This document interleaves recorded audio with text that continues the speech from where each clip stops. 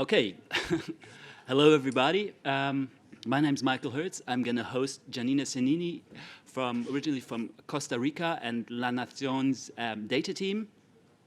She will today, or a few words on her. She ran with La Nación, ran a very prominent investigative data team where they did a lot of very interesting discoveries. That was like a team of computer scientists and journalists. And she also is a member of the International Consortium of Investigative Journalists. She also built the database and the interactive application for the offshore leaks. And also was involved in Panama Papers. And today, now, since 2014, Giannina is the director of the Master of Science Data Concentration Program, a big title, at the Journalism School of Columbia University in New York. And the reason why Giannina couldn't attend here is that presently her green card is being extended and she may not leave the country. Therefore, she will join us on Skype today. And Giannina will now present on 6 ways of finding data stories.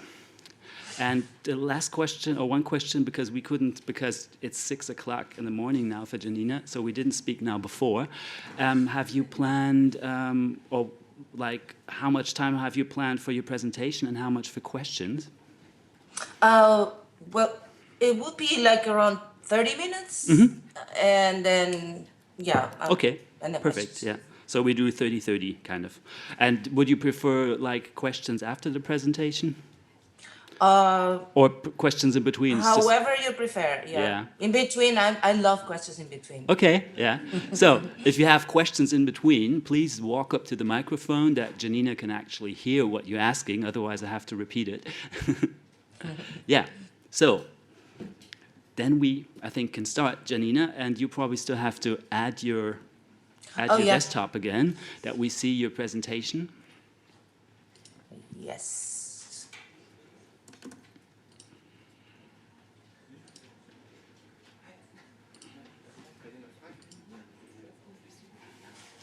Looks good.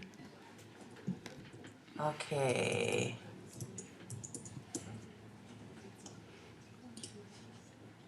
Can you see it? Yes, we can see it. Perfect. Okay, great. Well, good. I think good right. More. Yeah, huh? just now actually it disappeared again, but we just saw it. Oh, okay. So let me see. I think it's because.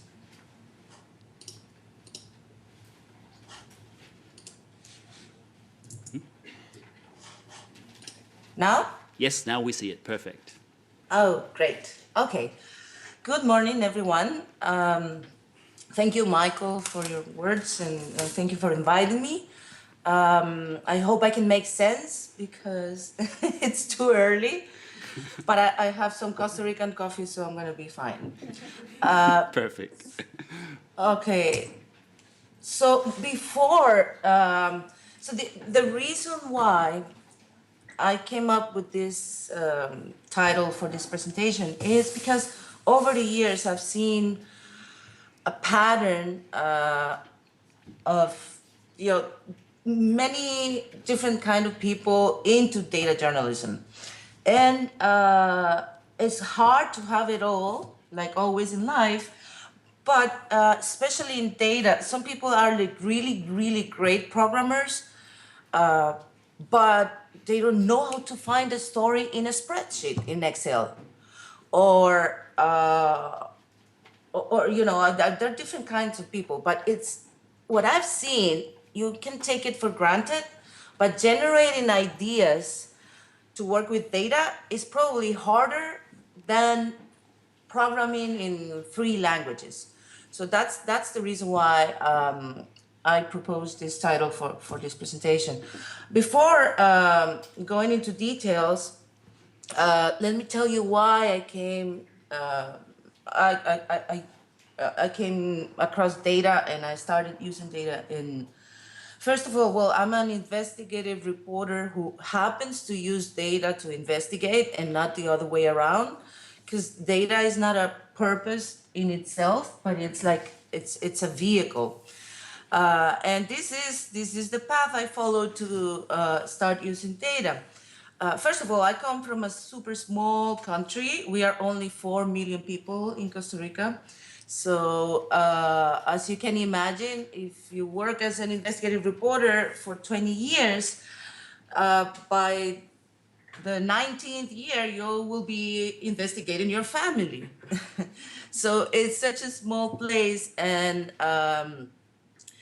it's very easy to depend on leaks and whistleblowers. So, for instance, last night when we were sleeping, there were so many things happening in the world and in your neighborhoods. The world is full of things happening every time, and what happens in journalism all the time is that any day in the newsroom, someone is gonna come with a small piece of that complicated world. And then if you're good enough and lucky, you start collecting more pieces and more pieces until you find a great, great story. That's what you think. And for so many years, I was wondering, what about the missing parts? Could they have changed the whole story?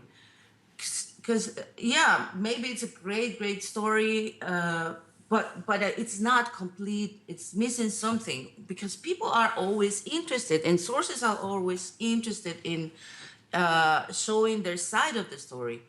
So this image summarizes what I think about giving away your agenda.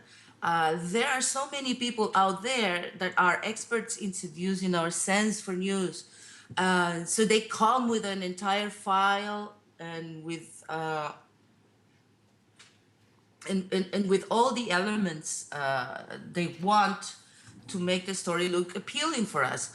And unfortunately, our profession, and I'm gonna spend some time here, look at this picture, you don't wanna be there. What's the problem with, I'm not saying whistleblowers and leaks are bad. Actually, I myself, I have worked in so many projects based on a leak. What I'm saying is that we cannot rely on that only.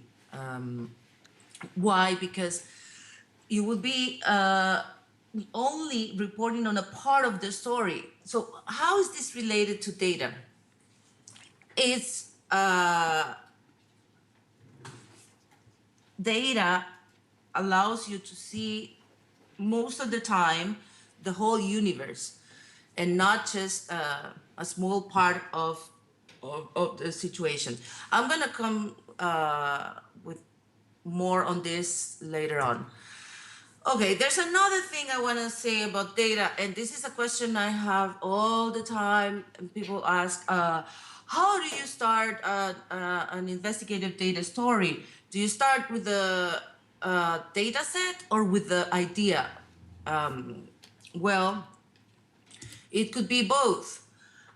You can get a data set and start exploring it, or you can you can have an idea and collect the data you need for that. Okay, so talking about methods, I've been trying in the recent years to develop or synthesize a method based on what other people have been doing on the field, and it's kind of hard. There are no recipes. What is true is that data is not, it's not a linear process. When you start investigating or when you start working in a story, let's say you start with a data set and you start exploring it, you still have to go to the real world and back and forth. So the data and the data analysis, I think about it as a compass. If you're navigating, you need to have a compass, right? So data is like, it helps you to navigate, but it's not everything. You still need to do reporting, and more importantly, even before opening the data, you need to do reporting on the data and understand what do you have. So there's a very simple method. You have the data, you ask questions and do background research, and then explore the data and go back to reality. And then you can construct your hypotheses and then go back to the data and to reality and do reporting and verification. So it's not linear. What I'm saying is you gotta be sure since the very first moment that you're not, people tend to think when you hear the word data journalist, people tend to think that it's, data journalists are a group of people who are only dealing with their laptop and, eating pizza somewhere and not talking to people at all. And there's nothing like that. I mean, we are journalists, and if we're going to use data, it's going to be to complement our reporting. Okay, so remember the scientific method we learned in primary school? So we have to start asking a question and say, well, what I added is, this is the simple scientific method, and the only thing I added is the gray areas. Explore the data, and it's the same thing. I mean, you ask a question, do background research, and then you can construct the hypothesis. During all this time, you are dealing with records, data, but at the same time, you are exploring reality. To a point that you analyze your results from the data analysis and also testing these results with reality. And then you see, okay, is the hypothesis true? Okay, then you have your story. If it's false or partially true, then you rethink your idea or reconstruct your hypothesis. This is a little bit complicated, but it's not. It's so simple. Basically, is follow the same principles, and yes, use data, but don't think is a linear process where you only have to analyze data and keep away from reality. Okay, so. That being said, I'm going to share finally the 6, not methods, but the 6 ways to generate ideas for data stories.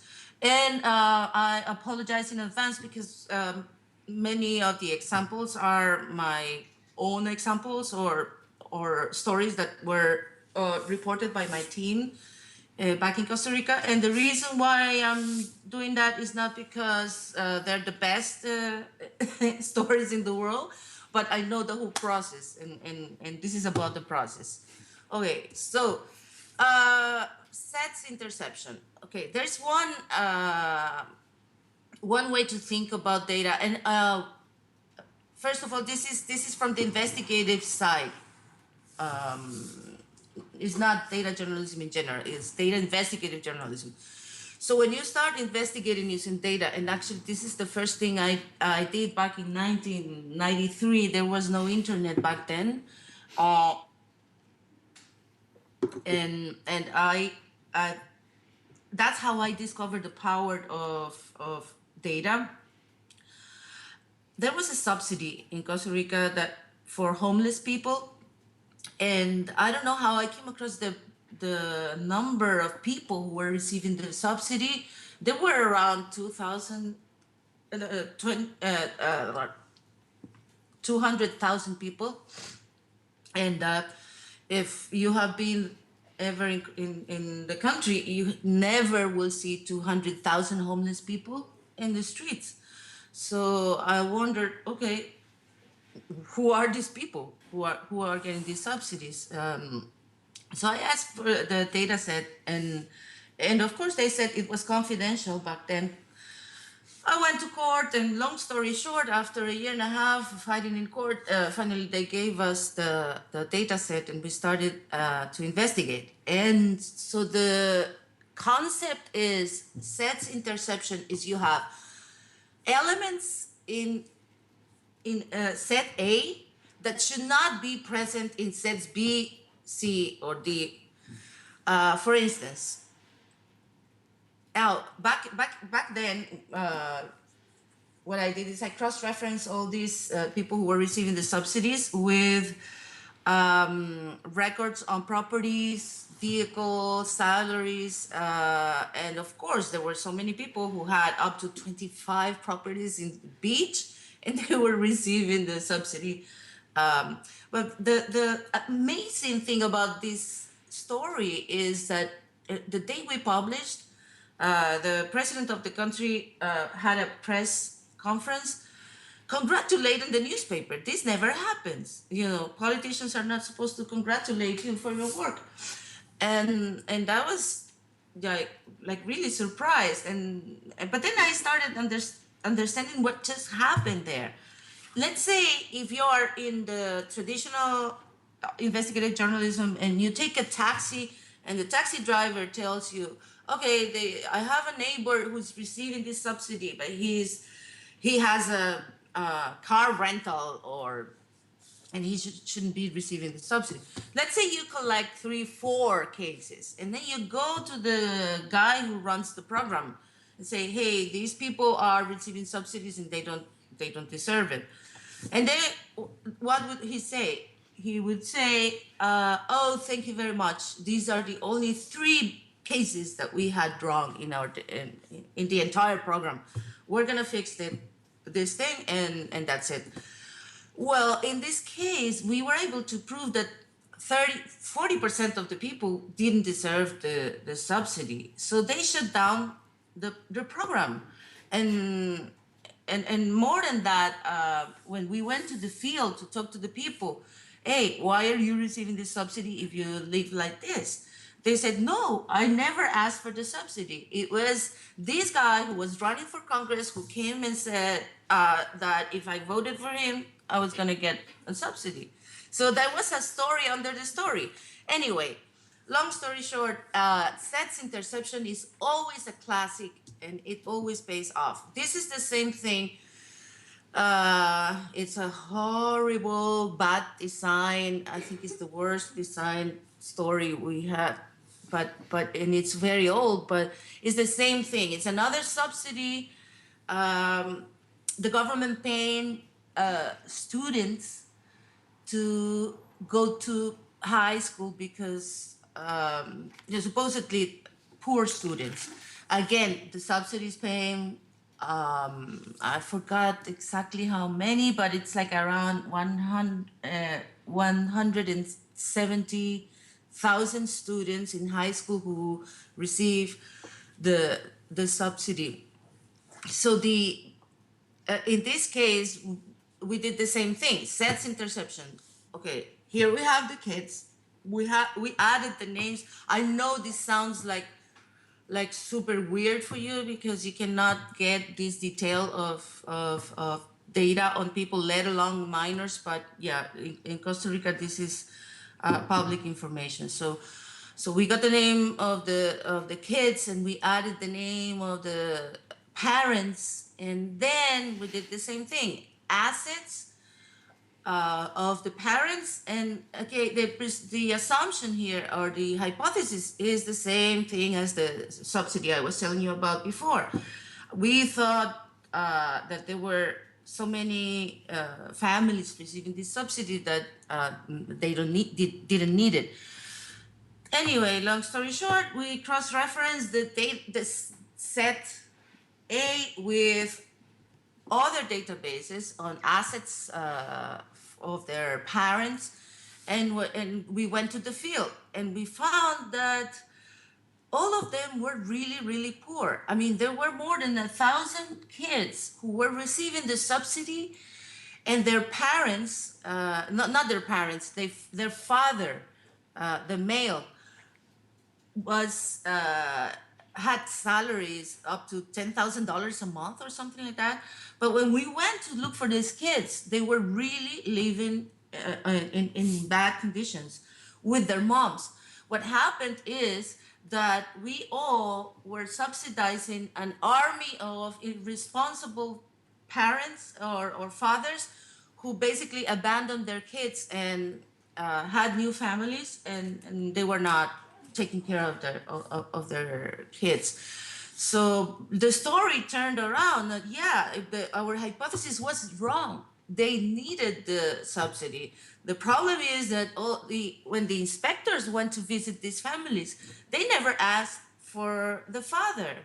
They just saw the condition, and so we found a story after the story, to put it in a way. Anyway, the concept is the same.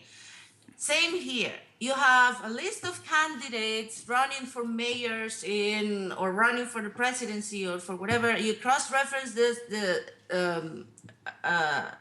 subset A with other data sets like criminal records, debts, and people who were prohibited to occupy public positions. This is a story we did, and we found that there were, like 5 people who were condemned of fraud, kidnapping, and robbery, and they were running for mayors. And also 27 people who were prohibited to occupy public positions, and they were still running for mayor. And of course, many people who had, why debts are important, because, oh my God, you should see, there are some people who the only sport in their lives is collecting debts. And when these kind of people run for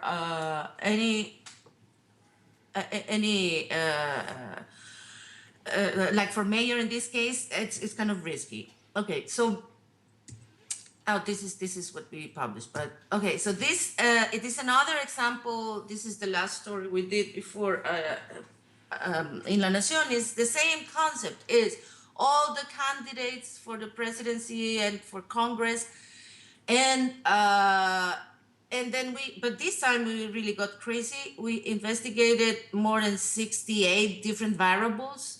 It was a profile, like a data profile of every candidate, and the whole purpose of this was, showing people who are you voting. This actually was designed by Matthew, and all the data team in ICIJ, the investigative the consortium, were working with me at that time. So this is it's the same concept. We found people who had criminal records. We had to go and scan like more than 2,500 criminal records. Anyway, the concept is clear already. So there's a second way, and it's comparing values. Values that should match or shouldn't match. So this example is about there was a discussion in the country about a new bill that was going to increase taxes. And the whole country was polarized by this discussion. So a group of people who supported it and a group of people who didn't. And we were thinking, how can we cover this using data? So we came up with the idea of, hey, let's collect the data. When tax information, it's at least in many countries in the world, is confidential. But there is one particular tax that was public, and it's property taxes. Very easily you could get information or data on on properties. So what we did is we collected first of all, the names of all the ministers and people in Congress, and their husbands and wives, and their companies, and their properties. It was a huge, crazy database. And don't look at this infographic. We call it the death cross. Is horrible. I think we were the only ones who understood it, because because we try, and the reason why I'm using it is because this is what happens when you try to include all the variables in one infographic. that's geographic and colors and everything.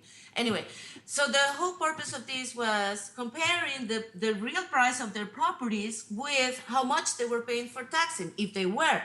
And long story short, half of the ministers were not paying or declaring their properties value over the years. But the worst example, the worst case, and I love this story because this is the first investigative story that we did, and it has no leak. I mean, there's no one came and told us. It was entirely 100%, thought by the team. And it was amazing because we found that the finance minister, who was actually leading in the government, he was leading the bill proposal. He had 5 properties, and he was not declaring the value of his properties, and he was not even paying taxes for his properties. Anyway, the minister and his wife, who was the main advisor to the president of the country, had to resign. And we had we had an interactive application with all the properties, and the comparison between how much they were paying, how much the real price of the property. Anyway, this is going back to the concept, is comparing values. It doesn't matter. You can apply the concept to anything in your own places. Things that should match or shouldn't match. Okay, and then this is the classical one, in-depth interview. In the description for this session, I like to think about variables and columns as if they were people. It's fun. Do it next time you have a spreadsheet. Try to think about, column date. Call it lady something, and start interrogating her or interviewing her as a column. And it's amazing. It really works. It's the same process as interviewing people. First of all, what is the first thing you do before interviewing a human source? Of course, you don't go there and talk to this person and say, hey, what's your name? What is exactly what you do? No, you do research, right? In advance. And then you go and interview the person. It's the same with data. You have to understand each column, and then you can ask questions. Okay, so the best example is, of course, Panama Papers. It's one big data set that is being interviewed by, in this case, more than 400 colleagues who worked in the project, thanks to our German colleagues. So it's an in-depth interview, and I'm going to give you more examples. It goes deep into every variable, and it combines every variable to find stories. This is another example. Okay, Panama Papers it's the best example because it's huge, but probably it's complicated because it's difficult to visualize the size of the data. It's huge. This is a story we published a couple of weeks ago, and it was done in collaboration by students and Univision. It's a big. We collected a data set about every cruise ship in the world, and did the data analysis, and then Univision with their data team reported on this. It was a huge data set with, not huge, but originally it was huge. We filtered it with all the cruises in the world, and the owners, and inspections, detentions, deficiencies, everything you can imagine. 85 different columns related to cruise ships, their age, the regulation, and of course an in-depth interview of a data set can give you, how do you start if you have a big data set? Okay, first of all, you start interviewing each column, and then when you're familiar with the data set, you can start interrogating the data set, combining the variables. So for instance, take the date. if you take just the date and see patterns over the years on dates and also geographical patterns, every column has its own DNA. So understanding what you have in front of you allows you to find sort and patterns. Ultimately, what we do when we analyze data is find patterns, outliers, unusual behaviors. That's what we do. It's very simple. Okay, and one more detail about in-depth interviews. What I love about having a big data set that tells you stories about a like a large population of whatever, whatever it is that you can see, remember, I don't know if you have been told at some point by a wise adult that you have to see the forest and not the trees. And I every time I got this advice, I was thinking, why? I mean, I want to see everything. I want to see the forest and I want to see the trees. Trees are important. So this is the great news about data. You can see the forest and you can see the trees at the same time. This is a story about, we got the data set of every single exam. Students in high school have to take a test to get accepted in the public university. So we got the data set without the names of the students, of course, of more than 10 years of the results of these tests. So it's the first time we analyzed the education data like this. And the purpose, I mean, originally we wanted to see if more students coming for public high schools were accepted or the other way around. And of course, students coming from private schools have double chance to get accepted.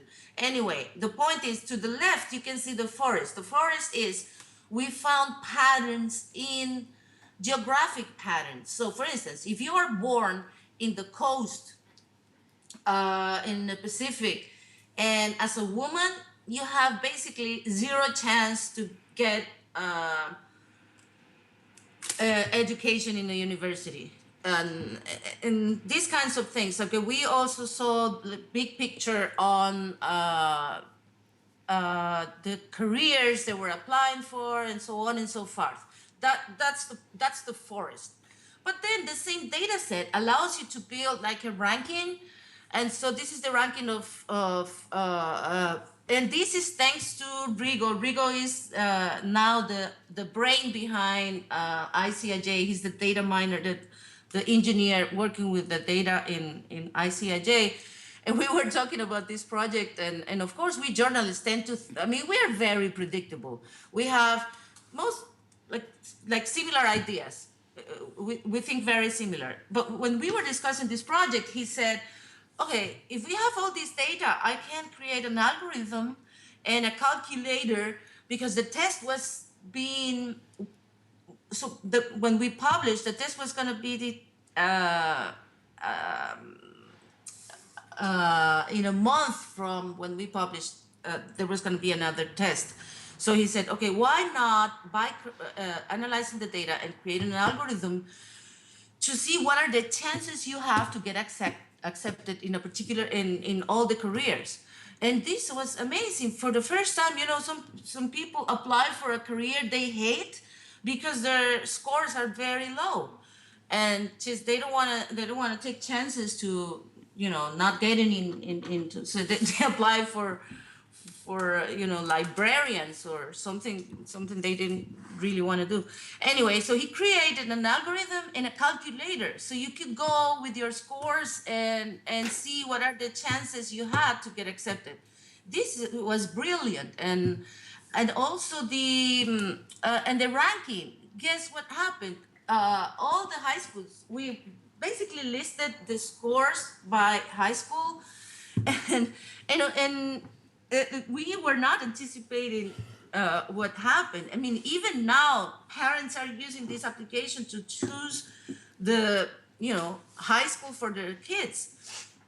And so what happened is that in a particular region in the capital, there was a private high school that the tuition, it costs a fortune. And around, very close from these private high schools, there are like around 4 or 5 public high schools. And so what happened is that all these public high schools had better performance than the private one. So when we published, we didn't see this, but parents were looking at the performance and they found out that if public schools were performing much better, that was a whole scandal, and all the parents took their kids out of this school. Anyway, those are the trees, but this example is just to show you how you can, with one single data set, you can see forest and trees and interrogate the data. Okay, geolocated distribution, and this is the big lens. Whenever you have data about, and this is especially good for public expenses, public money. So if you have, let's say, you can apply this for transportation, whatever. In this case, we got all this is a program the government had on, creating more daycares for single women who wanted to go to work, single moms.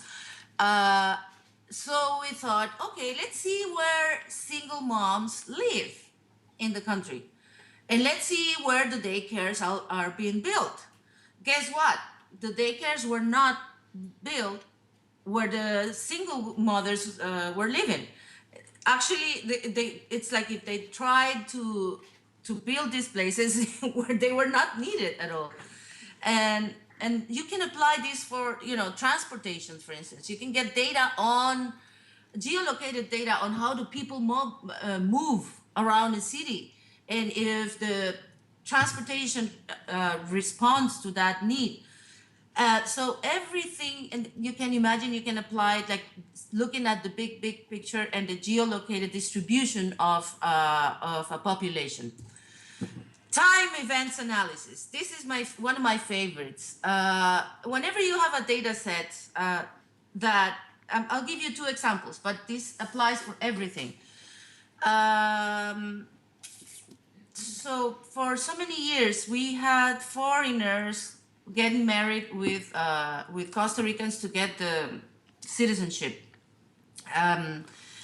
And then there was, because of all the abuses, there was a new law approved in 2005, 2006, to avoid this. And we call it like marriages by convenience. Anyway, after this law was approved and applied, some years later, we were thinking like, is this making the difference? So we went and asked for data starting from 1950, and that's the line you see. All the marriages of local people with foreigners. So as you can see, when the law was approved, there was a significant decrease in all the marriages with foreigners. And that's the first thing. We thought, okay, there's a story here. Something really happened. This is working. Then if you go down, you see the nationality or the citizenship of the foreigners. Nicaraguans are always, 10% of the population is from Nicaragua in Costa Rica, people from the US, Colombia, Cuba, da. But then if you go to the right, you see this is by nationality, the behavior after the law was approved. And you see the green line is, first of all, the Nicaraguans, they kept getting married as usual after the law was approved. Nothing happened. Then the US is the orange line, same thing. Colombians, it kind of changed, but not dramatically. But then the Cubans, as you can see, there was a dramatic change. So using this data set, we started just looking at the dates. We started analyzing all the lawyers who were, marrying people in the past. Long story short, we found 2 lawyers who were marrying Cubans with Costa Rican who, after the law, immediately stopped doing that. Okay, this is this is another one based on dates. This the chart in the top shows this is a colleague of mine, Ronnie, who was thinking we had the data set of sick leaves in the public sector all over the country. So we were analyzing the peaks. If you see the chart in the top, you'll see, I mean, there's some particular dates where everyone is sick in the country. And we found obviously a pattern. Every time the kids in the schools had vacations, their parents got sick. And so that was the first pattern. But then there were some particular dates that didn't make any sense. And we were looking at the chart. I remember all of us, and there was no pattern until one of our colleagues, who's actually Ronnie, who's a fan of football, the real football, not the football here in the U.S. He looked at the dates and saw, oh, those are the dates where the national team played in the World Cup. And so actually, it was kind of funny. I mean, every day the national team was playing, the whole country was sick. So this is time analysis. You see dates and you try to correlate those dates with events that might explain what happened. Finally, you have network analysis. Network analysis is more and more common. That's such a great thing because this is specifically, it's data on how people are connected. So you collect data on people, companies, entities in general. An entity could be anything, a traffic ticket. So in this case, well, offshore leaks and Panama Papers are the best examples on network analysis. And to end the presentation, I'll tell you a little bit of details on how we started constructing the data in offshore leaks and then Panama Papers. First thing we noticed is that there were addresses related to the people, and the people listed in all these data sets, there were duplicate records, but it was really hard to find out if the same John Smith in Hong Kong if that John Smith was the same John Smith in some other place. So we had to work with addresses a lot. What we did is we treated addresses as entities. And as you can see in this example, an address is a node. And why is that? And why does it make the difference? Because you can search by address and see connections that you don't see regularly. So a person who shares the same address or a similar address with another person might be related. And this applies not only to addresses, but also phone numbers. Whenever you are investigating clusters or groups of people, get all the information. The contact information is very important. People sometimes don't realize how important addresses, phone numbers, domains are. Currently, we are working on a big, large-scale data investigation, and we're collecting phone numbers, everything of a large number of people, because we're clustering groups of interest. And by looking at who shares the same phone number, you can know a lot about a group of people. So this is what we did. We tried to do with the offshore leaks and Panama Papers, and it works pretty well. Network analysis is, by the way, back in when we started doing this 20 years ago, there was only licensed software to do network analysis. Now you have amazing open source software such as Neo4j, sorry, that I highly recommend. Neo4j. Yeah, NEO4j.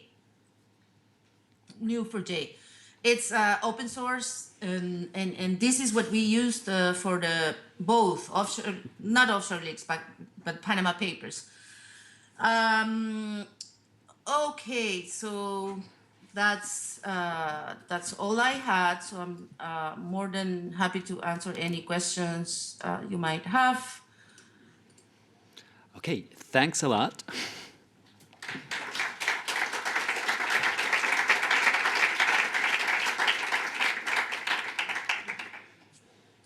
Yeah, open to questions. Who would like to start? Just walk up to the microphone, or this one, yeah.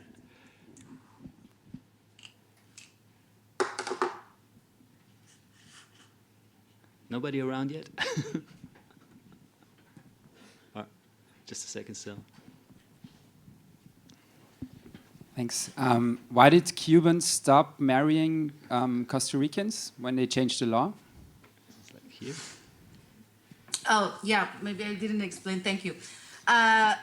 Cuba, so those were fake marriages just to get the citizenship. So there were two lawyers that were, it was a whole business, you know, importing Cubans and marrying them with locals for money, basically. And for so many years they were doing that. And so when the law was approved, basically the law, what it does is like, it allows authorities to investigate if it's a real marriage and not a fake one. And so they stopped marrying Cubans because they were fake marriages.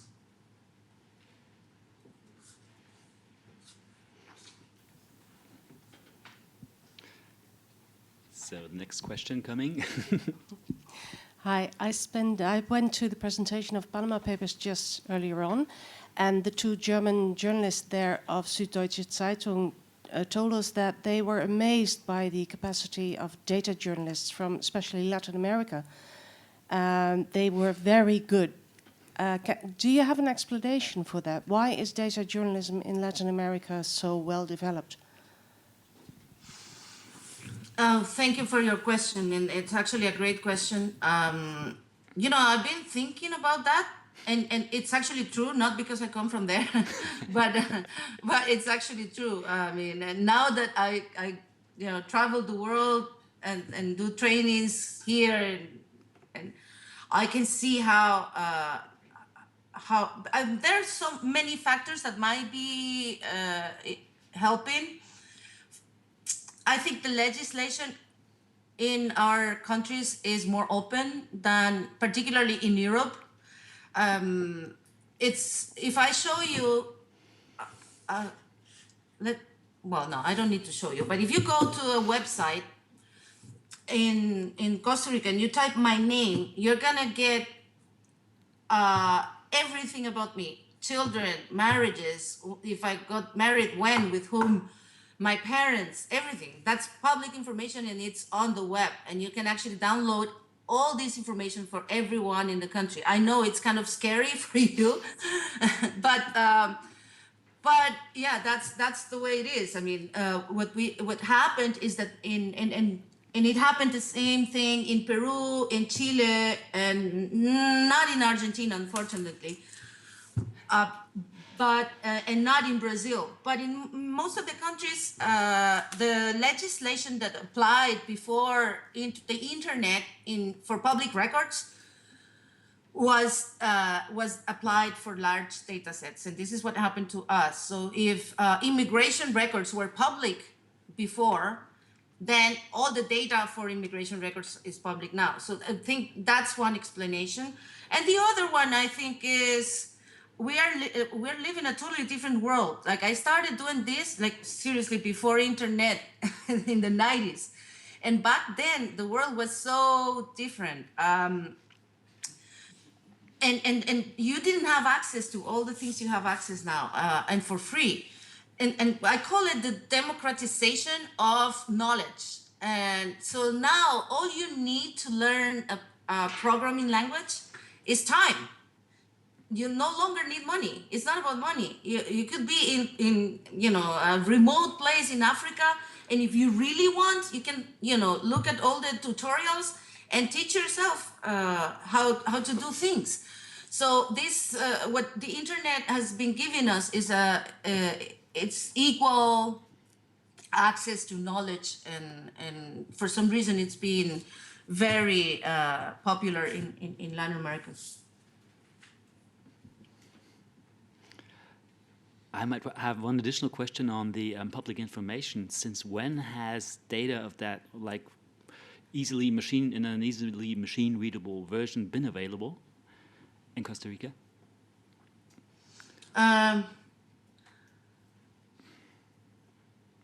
Well, actually, it's not that it was available. What I told you about the subsidies, I think that was the first data journalism story in the country. Well, that's too much to say. I mean, it was called actually computer-assisted reporting back then, not data journalism, and that was in the 90s. But it's more about the legal context. We were denied access of this database. And thanks for the question, because this is really important. Sometimes we don't like to go to court and follow, the process to FOIA, to ask for information and challenge the legal framework. It's kind of boring because it demands time from you, but it's really rewarding. I went to court more than 20 times, fighting to get access to data sets, and in all those times, the request was approved. So it was like a slow process, case by case. And now, of course, we have all the information. Basically, all the information is available.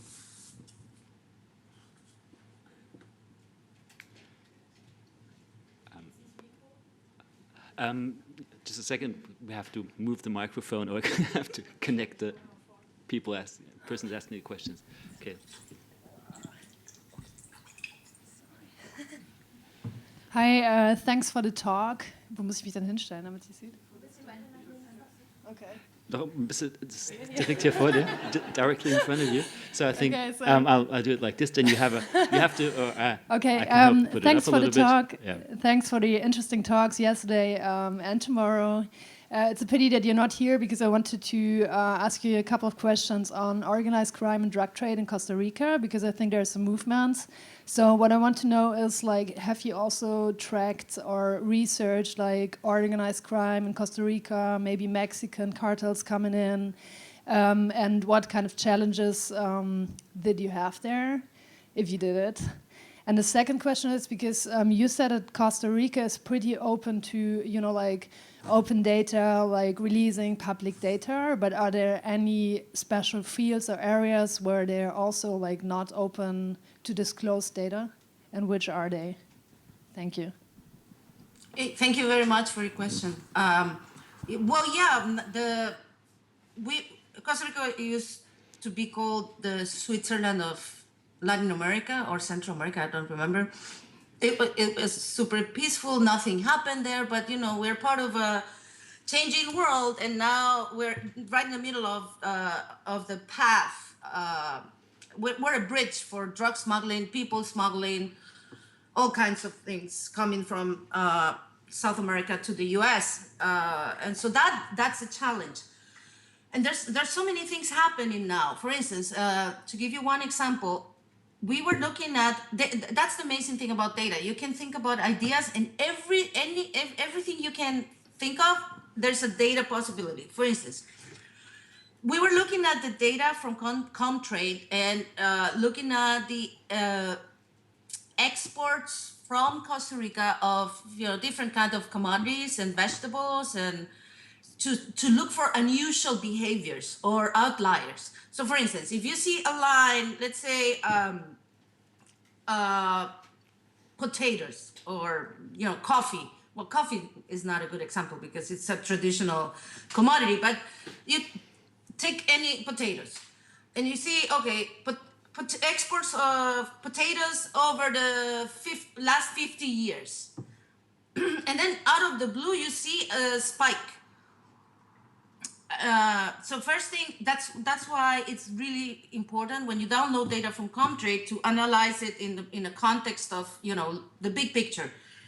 So there were many vegetables that were not really important for the economy that were there was a spike in the exports of a couple of commodities. Why? Because drug dealers, and we later found out, looking at the data first, and then we later found out that drug dealers go and find farmers who have all the infrastructure, a company set up, a license, exporter license, and you know all the infrastructure as exporter, but they were doing really bad because you know, for whatever reason, so they were buying the whole thing, and obviously to export drugs instead of whatever the commodity was. And why they go and buy farmers' infrastructure? Because it's less suspicious. If it's a traditional, you know, farmer or a company that has been there for years. So that's one thing. And there's so many other things we can do using data to understand what's happening. What happens in Latin America, and this is a pattern. And this is why Mexico got destroyed seriously, is because we have abandoned the coasts. In Latin America, the cities and the capital city especially everything is about that. No one really cares about, you know, a mayor in Yucatan, in the coast, or because we journalists are looking at, you know, always the big politicians in the city. So what happens is that there are two Mexicos, you know, the countryside where all the mess is happening, and Mexico City, for instance. Same thing is happening in Costa Rica. Drug cartels now, they already took control of different areas in the country, close to the coasts. Actually, no one wants to go there, not even prosecutors or policemen. And that's the way it happens. They are the law. They provide everything to citizens because they're abandoned. So that's one thing. And then the other question was... It was on which where data sets aren't actually available or not openly available. Yeah, the downside of the story is there's so many. I'll give you one example. So when we did the investigation about the mayors, remember that we cross-referenced the candidates' names? Back then, court records had the name of the parties involved. So all we did was scraped all the criminal records from the website, right? After we published and they realized that we were using that information and that we scraped it, they removed the name of the people who are involved in criminal cases. And this is something actually I want to write about, because it's when it becomes very public, and I'm like now that I'm talking to you openly about, you know, how we did things, and they realize that, you know, all the things you can do, they are like trying to hide some of the information. That's one example. Immigration records, we had access to all. If you ever went to Costa Rica, I can find you in my computer because all the immigration records were public. Now, someone went to court claiming that that is confidential information and blah, blah, blah. So we still have access to immigration records of everyone, not only locals, but foreigners. But we cannot see the country of origin. That's, you know, little things. And then information that we don't have at all, and it's embarrassing, is the declaration, assets declaration of politicians. That's public even in Argentina. Argentina has a really strict law, and Argentina, Chile, I mean the US and many countries in Europe, you can actually go and see the declaration of assets for politicians. In Costa Rica, that's confidential. So I think that's probably the worst confidential information we have. Thanks. I think we might still have time for one short question. I think you had, okay. I'm going to ask her later. Okay, I think the one person with the question said is going to ask you later on. So we have another question here, or Just a brief one. the microphone, please. Just a brief question. Would you pay for data? And if so, or did you already pay for data? And would you do it again? Great question. Okay, so philosophically speaking, I would never. I mean, I don't like to pay for data. I think data should be public, but the reality of this world is different. Yes, I have done it twice. I mean, pay for data not to a source, like to an public agency that is charging, and that's a challenge now. So once we asked for the whole census, but not the statistical information, the complete census, and they didn't want to give it to us because, you know, if you have the whole individual answers, it's easy for you to identify people. Anyway, they were charging us $1 million for the data set. Of course, we didn't pay that. So usually what I do is I go to court, because this is the order of things. First, they deny you the information, and then you have to go and fight. Once this is public, it happens all over the world. So when they realize they cannot do anything about it and that they have to give you the data, they use the price as an obstacle. And so that happens here in the US a lot, and of course in Costa Rica it happened to us a couple of times. I'm always against paying. I mean, I prefer to go to court and fight everyone, and that's my personal view. But at some point I had to pay for all the data of salaries in the public sector. They were charging us, I don't know, around $1,000 or us the paper. And the editor-in-chief said, "Oh, let's pay for it." And I was, no, because we have the paper has the money, but how about a regular citizen? It's difficult to find a balance between needing this information and the philosophical principle of, not paying. And more recently, and this is something yesterday I told you I'm kind of obsessed with shipping and trade data. So I've been collecting data from different parts of the world, and I sent a request to the IMO, the International Maritime Organization, asking for data that only they have. And guess what happened? And this is a UN agency, right? So they answered, "No, we cannot give you the data you're requesting. Get in contact with Lloyd's Intelligence or IHS, a company." So the world is really falling apart. What happens is the IMO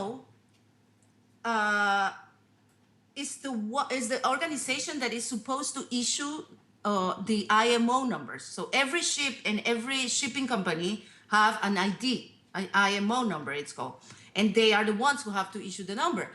But they don't do it. So IHS, this company based in the UK, do the work for them on behalf of the IMO. Of course, they're really smart. They collect the data and they own the data. So that's information that is supposed to be public. And there's a company profiting, the subscriptions are really expensive, $30,000 a year. And that's information that is coming from the IMO. So yeah, I had to pay for access to IHS, unfortunately, but there are many examples of global data that is being handled by private companies because there's a lazy agency like the IMO. Okay, thank you very much. I think there would probably be a few more people who still would like to ask questions, including me, but we're at the end of the time of the session. So thank you very much another time for all your instructive information.